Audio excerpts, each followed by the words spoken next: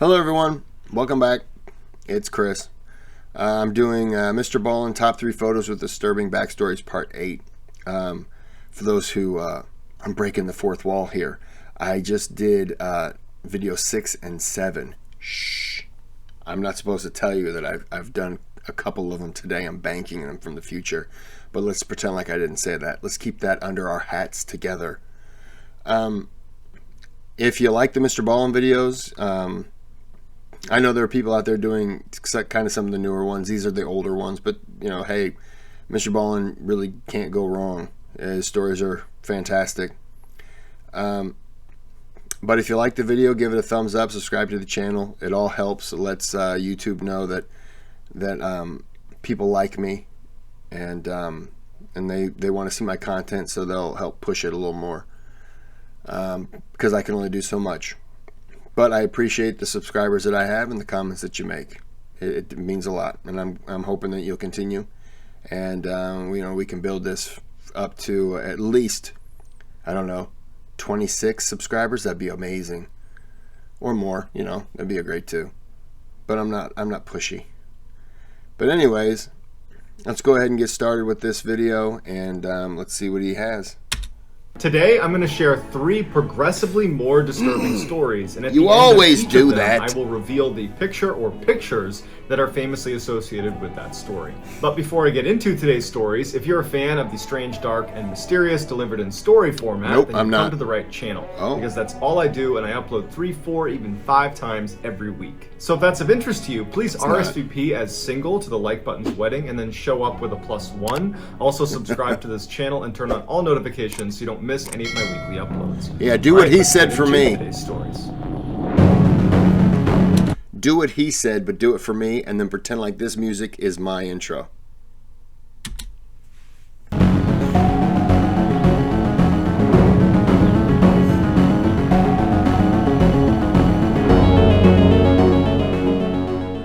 Soon after the Beatles dissolved in 1969, one of the 4 members, John Lennon, left his native England and moved to New York City. Lennon and his wife, Yoko Ono, took up residence in the Dakota, which is a very famous building that typically houses the rich and famous people of New York. As soon as Lennon moved to New York, he said that he felt relieved because he didn't have to worry about going outside and getting mobbed by a massive crowd of people that were obsessed with the Beatles.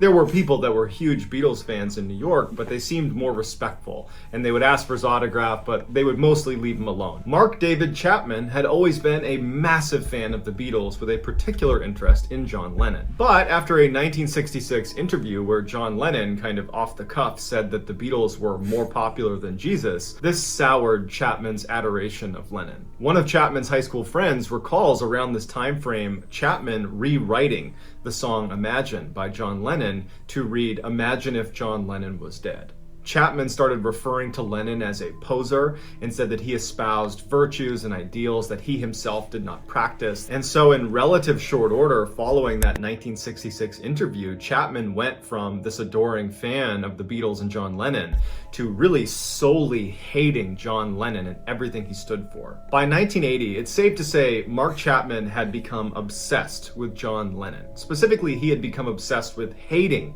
John Lennon. In October of 1980, Chapman quits his job as a security guard and flies to New York City. For 2 months, he stayed in the city and didn't really do much of anything. He would just periodically walk past the Dakota where John Lennon supposedly was living, but beyond that, he really didn't do anything in the city.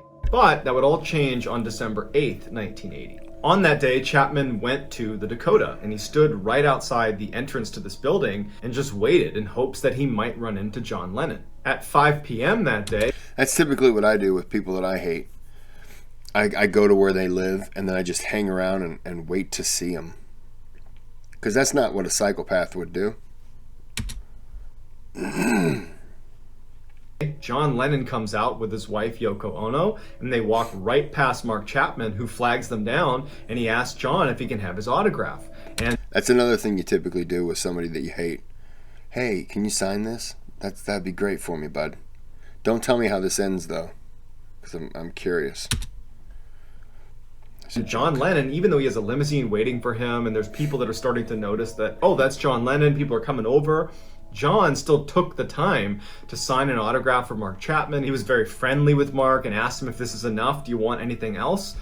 That's typically somebody that's a terrible human being that would actually find, what would you like? What would you like, love? And signs a bunch of things for you. And anything else? Do you want a picture? Would you like a tie? A wooden bow tie, perhaps? Maybe my corncob pipe? And Mark said, no, that's it, that's fine. And John Lennon said, okay, take care. And John and his wife Yoko Ono turned and went into the limousine and they drove away. When the couple got back to the Dakota that night, Mark Chapman had not left. John Lennon and Yoko Ono get out of their vehicle and they walk past Mark Chapman, who's standing right outside the front door. It's unclear if Mark and John had any interaction, but as soon as they passed Mark and were making their way into the building, Mark Chapman drew a gun and shot John Lennon 4 times in the back. And John Lennon staggers into the lobby screaming, I'm shot, before collapsing and dying.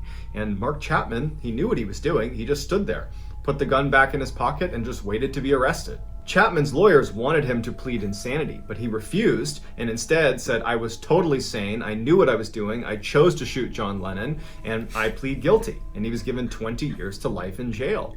And while he was in jail, he would admit that the only reason he did that was to become famous. That was it. This is the picture of Mark Chapman getting that autograph from John Lennon in front of the Dakota just hours before he would gun him down. He's still in jail today, and he actually just had his 11th parole hearing last month in August of 2020, and it was denied.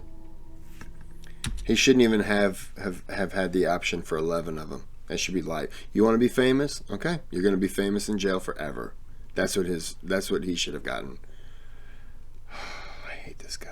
I hate this guy so much. I'm talking about Mrballen, obviously. I hate Mrballen. I'm going to find out where he lives. I'm going to fly there and then get his autograph. But I'm just going to come back home. Don't worry about it. I'm not crazy. Mrballen's awesome.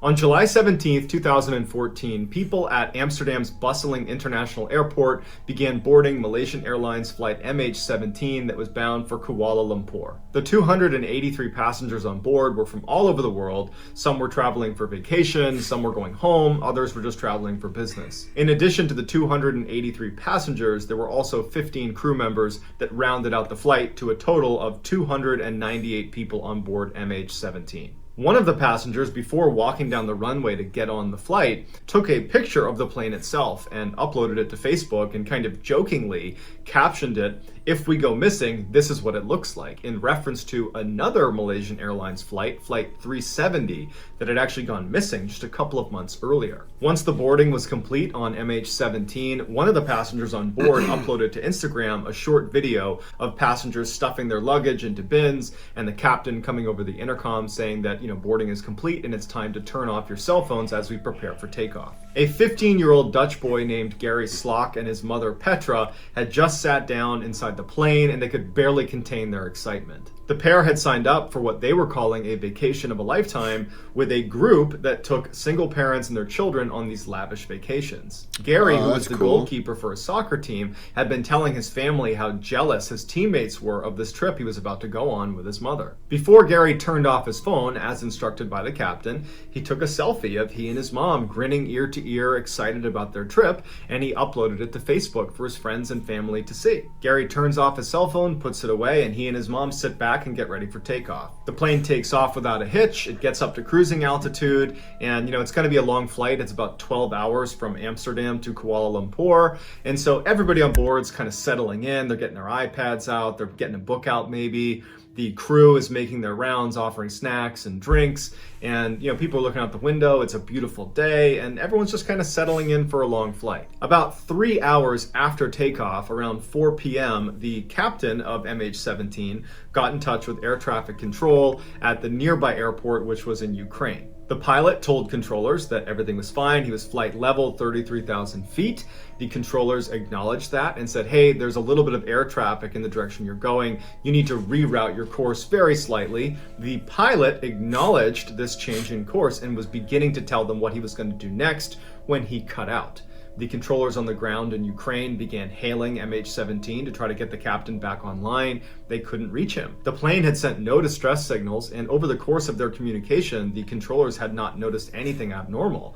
And so this sudden radio silence really didn't make any sense. Yelena Brichenko was a 20-year-old bank teller living in Ukraine who happened to be looking up right as MH17 was flying overhead. She would later say that what she saw would haunt her for the rest of her life. As she was watching, MH17 just explodes, and the people inside of the plane very clearly get ejected out of the plane. And she's watching as these people and bits of plane are falling from 33,000 feet, and they come crashing down in this huge fiery inferno. The theory, backed by US intelligence, was that pro-Russian separatists could have fired a missile at this plane thinking it was Ukrainian military. It was not. It was just civilians. All 298 people on board. I don't know when this video is going to drop, but as of right now, there's still the Russia's threat to invade Ukraine going on right now. I think that if they did move forward with that invasion, I think that it would be only right. I am not a coming from like any kind of a position of stance to where I hate anything Russian, but I believe that if they want to invade Ukraine, then NATO should invade Russia. That's just where I stand. I believe that take big chunks, big swath areas of Russia. Take Moscow. I don't care. I think that it's just annoying. As a side thing, it's just this story just happens to relate to that. My comment is really nothing other than just tired of some of those things. MH17 perished, including Gary and Petra. This is the selfie that Gary took moments before takeoff with his mother as they were excited about their vacation. Family and friends that saw this picture on Facebook would say that this image perfectly captures Gary's wonderful personality and the love that Gary and Petra had for each other. That's too bad. That's sad. From the outside, Bart Whitaker appeared to love his family. He and his younger brother Kevin were extremely close, and Bart and his father shared a passion for long-distance cycling and would often go out and bike around the neighborhood together. Bart's family would regularly go on vacation to places like Cancun, and the pictures of Bart with his family on these vacations are always him beaming with happiness and love for his family. On December 10th, 2003, Bart, who was 23, almost 24 years old at the time, made a special announcement to his family. He told his family that he had just finished taking his final exams of his senior year at nearby Sam Houston State College and that he was going to graduate. Bart was not a natural student and frankly struggled in college, and so this was a really big announcement, and the family was really excited for him, especially his parents. And so they said, we have to go out and celebrate. And so they went out to a restaurant, and they're having this really expensive, lavish dinner. And in fact, his parents had bought a really nice Rolex watch to give to Bart if he were to graduate college. And so here he is announcing it, and they thought, you know what, now's a good time to give it to him. They give him his Rolex, and they're asking people at nearby tables to take their pictures, and everybody just seems so happy, and the parents are so proud of Bart. After they finish dinner, they're all smiles, they pile back in the family car, and they start making their drive back to Sugar Land, Texas, where the Whitaker residence was. It was inside of this upper-class suburb about 40 minutes away from Houston, Texas. On the drive home, his parents are endlessly talking about how proud they are of Bart and how excited they are for his future.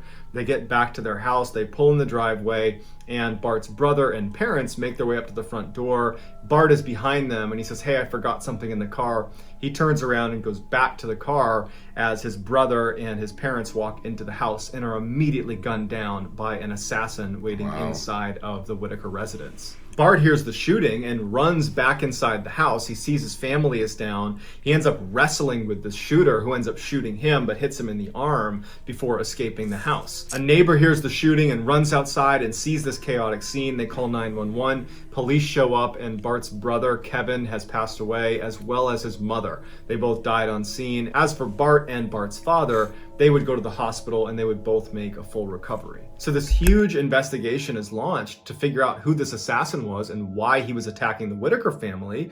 And quickly they discovered that Bart Whitaker had hired him.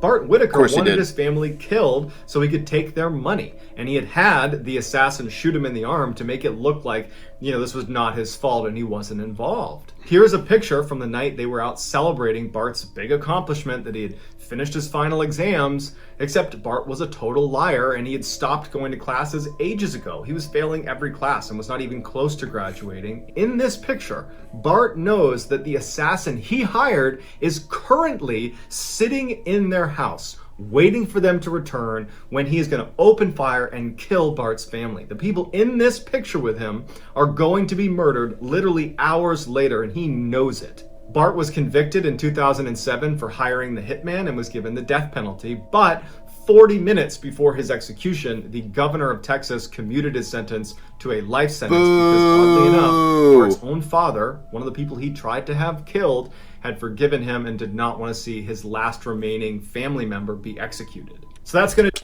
Boo! I want to see your son be executed. So, I win. I hate that kid.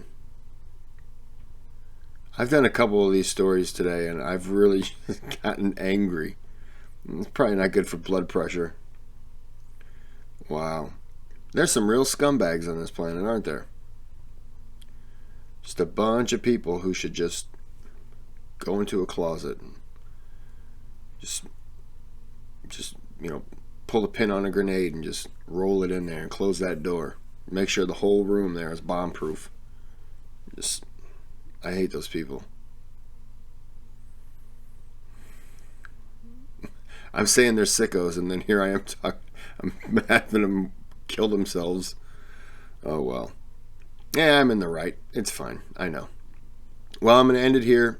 If you like the video, give it a thumbs up. Subscribe to the channel if this is what you like to hear. If not, I understand. There are some things I'm sure that you just, everyone has sweet boy ears. I do too. You don't want to hear the trash coming out of my mouth. So, I understand. No harm, no foul. Alright, well, I'm going to go ahead and end this here, as I've already said. And if you like the video, great. But I'm going to release another one. And until I do, have a good day.